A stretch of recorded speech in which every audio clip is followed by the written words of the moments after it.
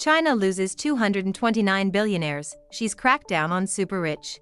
I'll be happy telling you this, for a while now China has been cracking down on its billionaires. A faltering economy, sliding stocks, and our depreciating yuan have hit the country's super rich harder than ever, and the results are out in the open now. The whole global rich list for 2023 is out. Take a look. It says the world is down 269 billionaires, and this has happened only twice in the last 10 years. But China has suffered the biggest blow. It has lost 229 of its billionaires, which means 51% of Chinese elite are no longer in the billionaire club.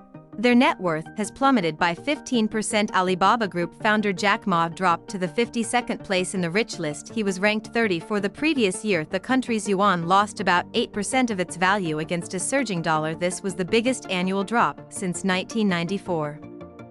And for China's richest billionaires, last year was the worst in decades. And why is that? Because President Xi Jinping is his country's own enemy. The number one reason was his stringent COVID-19 restriction, the zero-COVID policy. It throttled China's economy. And as if that wasn't enough, the CCP tightened scrutiny on private enterprises. It launched a common prosperity campaign. Tech moguls were urged to donate billions of dollars to philanthropy, and China began its clampdown on the tech sector in the year 2020. You see, internet companies found themselves in regulatory crosshairs. Ant Group's high-profile public offering in Shanghai and Hong Kong were suspended. Alibaba was handed a $3.7 billion fine for monopolistic practices. Didi, a leading ride-hailing company in China, had its AB banned. Why was that? For suspected violation of cybersecurity laws. It lost more than 80% of its IPO value. Meituan, a major food delivery platform, was targeted with an antitrust probe. It was fined more than $530 million. China used several reasons to restrict its tech giant's activities to impose the fines. But why did China crack down on its homegrown successful tech firms? Well, to push for what it calls common prosperity.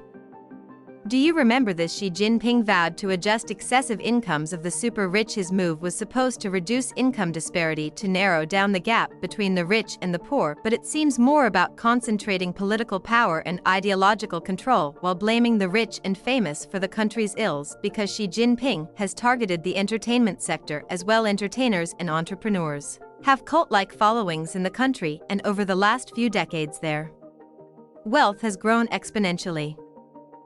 Celebrity fan clubs became networks of mass mobilization. Millions of members support their idols online with clicks and money, and of course it came under the CCP's radar. In fact, China's broadcast regulator limited entertainer salaries, cracked down on fandom culture, and banned film stars with different political ideologies. Several actors were fined, others were banned, and some disappeared altogether. And China also appended one of its most lucrative sectors. In the year 2021, it announced a sweeping ban on profit-based after-school tutoring. It accused tutoring institutes of causing unnecessary stress to young children. But was that the real reason? The industry was worth over $150 billion, and regulators slammed it for being hijacked by the capital. You see, Western countries try to promote growth. They create an environment in which the rich can flourish, but that is not the case in China. The country targets its own riches, even at the expense of its economy. China's GDP expanded only 3% in 2022.